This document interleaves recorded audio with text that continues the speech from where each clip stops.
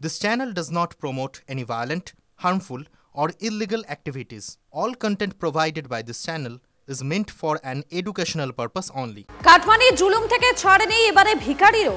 সরকারি প্রকল্পের ঘর পেতে শাসক নেতার রক্তচক্ষু। আবাস যোজনায় পাওয়া ৭,০০০ টাকা হাতিয়ে নেওয়ার অভিযোগ। ঘটনা ঘিরে রীতিমতো শোরগোল নদিয়ার কালীগঞ্জের পলাশীর ১ নম্বর পঞ্চায়েত এলাকায়।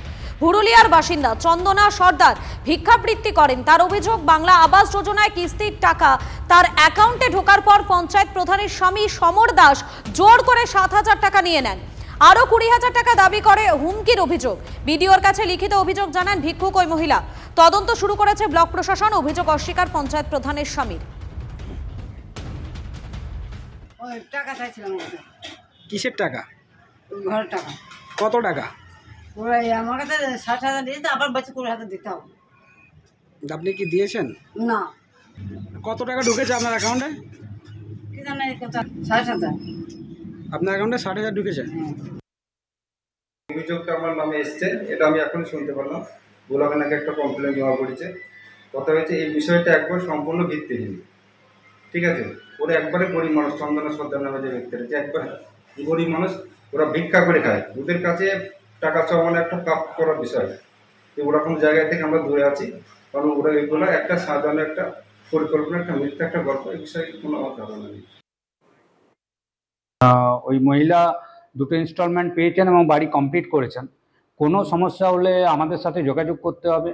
এবং এই যে কমপ্লেন দিয়েছে, এটাতে আমি আপনাদের এটা শিওর করতে পারি যে টোটাল একটা ইন্সপেকশন করব আমরা, এবং যদি দোষী হয় তাহলে কিন্তু সেটা শাস্তিযোগ্য অপরাধ হবে। বাড়িতে টাকা চাইতে যাচ্ছে, ২০,০০০ টাকা দাবি করেছে, কি বলবেন? হ্যাঁ, আমি দেখে নিচ্ছি, আপনাদের কাছে এখনই শুনলাম তো।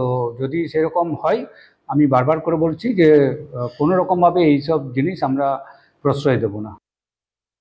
একজন ভিখারির কাছ থেকে কাটমানি আর তোলাবাজি হাত পেতে নিচ্ছেন দলীয় পঞ্চায়েত প্রধানের স্বামী। মানে এর চেয়ে বাজে কথা কোনো কিছু হতে পারে না। আসলে গোটা তৃণমূল দলটা নিচ থেকে ওপর পর্যন্ত তোলাবাজিতে ভরে গিয়েছে। এখানে তৃণমূল কংগ্রেসের ওপরের নেতাদের টাকা না দিলে পঞ্চায়েতের প্রধান হওয়া যাবে না, মেম্বার হওয়া যাবে না। তাই ওপরে কাটমানি পাঠানোর জন্য নিচের দিকের নেতারা তারা তোলাবাজি শুরু করেছে। যে একজন ভিখারির কাছ থেকেও হাত পেতে নিতে তার বিন্দু মাত্র লজ্জা হচ্ছে না। তৃণমূল কংগ্রেসের অবস্থা ভিক্ষুকদের থেকেও খারাপ। বাংলার অবস্থা আমাদের ভিক্ষুকদের জন্য উপযুক্ত নয়। এখানে মানুষকে ভিক্ষাও দেওয়া যাবে না। এরপর কদিন পর দেখবেন তৃণমূল কংগ্রেস এলাকায় যারা বসে বাটি নিয়ে ভিক্ষা করে তাদের কাছ থেকেও তাদের ওই ছোট্ট চিল্লার বারে ছোট্ট খুচরোর যে বাটি, সেই বাটি থেকেও হচ্ছে কমিশন কাটমানি খাবে। এদের অবস্থা এই জায়গায় চলে গেছে। ২৬শে তৃণমূলকে তাই উৎখাত করা এই রাজ্যের জন্য, আমাদের ভবিষ্যৎ প্রজন্মের জন্য অত্যন্ত প্রয়োজনীয়।